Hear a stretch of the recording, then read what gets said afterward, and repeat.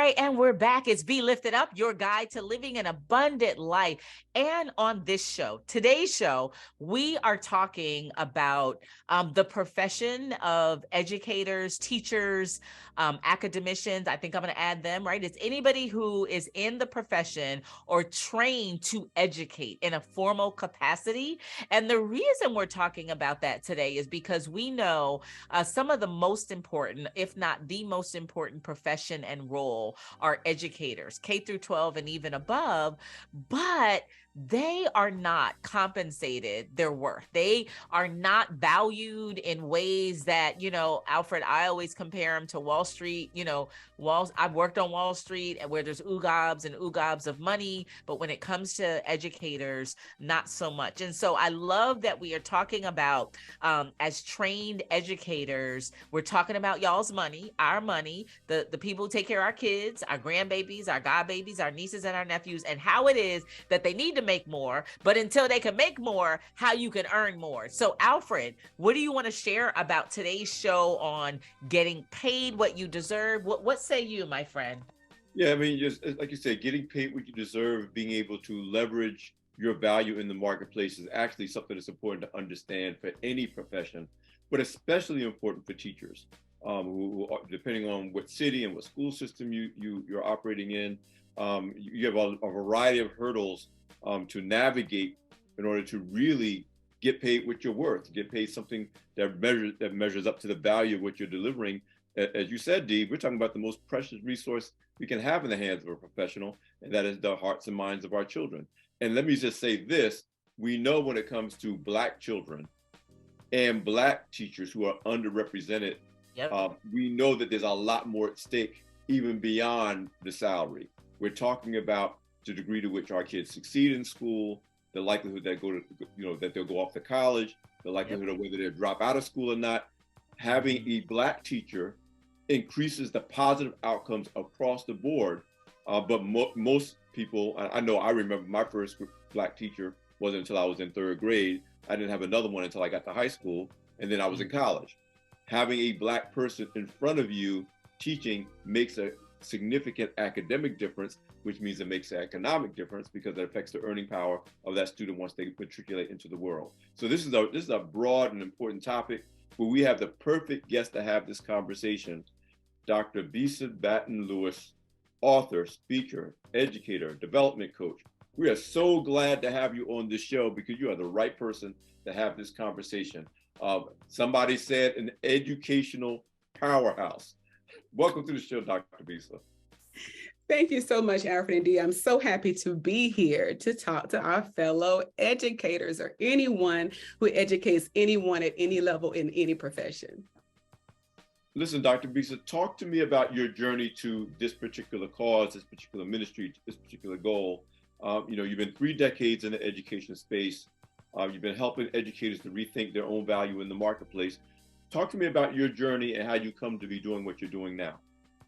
Thank you for this space. So I started out in terms of entrepreneurship. Let me start there, go way, way back to childhood. So my grandfather, I'm a GPK, my grandfather was a pastor, but he also had a barbershop. Well, I thought he owned the barbershop until here recently at a family event. I was told, Bisa, he didn't own it. I said, well, I thought he did, but he worked there like he owned it. So we went in every day for cookies, those big barbershop cookies, thinking this is our grandfather's barbershop, that he owned it. So that was a part of the quilt, I'll say, the fabric in my quilt. In addition to that, my mom worked at a factory, a candy factory when we were growing up, and she was on the swing shift. So I recall when, oftentimes she was often asleep. When we got home, she was either at work or asleep. And when we got up to go to school, she was at work or asleep. And I recall her telling us, and I don't think she realized at the time how important this was. She told my sister and I, look, I do not want you guys to ever work in a factory. And it seemed like it just stuck with me, and I continued to work in that vein. So I remember as I went to college, I had 4 different majors. I started out as an accounting major because, I love math. And then I changed to computer science because the computers were coming really big. And then I realized how quickly technology was changing, and I didn't want to be in the school forever. So I changed to middle grades education and then eventually to early childhood, which I was running away from because the children were so small. I didn't want to break one. And so majoring in early care and education, wow, it opened up a whole avenue in my career. So I started teaching first grade. I was a paraprofessional for 2 years, teacher assistant, started teaching first grade. And 4 years later, I jumped all the way up to the college level effort and started working at the college level at my alma mater, Albany State University, go Rams, go to Rams, and HBCU. And from there, that's when I realized there was so much more you could do in education. So the dean placed me over the child development centers. We had 2 that our university was administering. And so I taught 2 classes to the adults on campus. And then I would supervise the center director and the participants and the staff at the child development center. And from there, I went, wow, this is a whole nother realm of our profession that we don't touch on because we're often talking about the school system. And lastly, a biggie that I'll share that really turned me on to entrepreneurship. My first conference presentation, I was a middle 20-something-year-old, and I was flying to Canada along with my dean to present on a program that we designed together, a summer program for teachers that we designed together. And from there, I met all these different professors from different places. One had written a literacy curriculum, and he was marketing that. One was on a sabbatical, and she was working with Mattel, the toy company. I'm thinking people do that. They pay you for your advice as an educator. And that conference way back in the late 90s is what started me on my path to become an entrepreneur in the field and support others in the field. So you really have brought to the table the idea that an educator is not just an educator, or at least doesn't have to be just an educator, that by applying entrepreneurship and looking at the broader marketplace and those transferable skills, that there's other people that will pay you, what maybe a public school system or a particular town or a particular district may never pay you or may never be able to afford to pay you.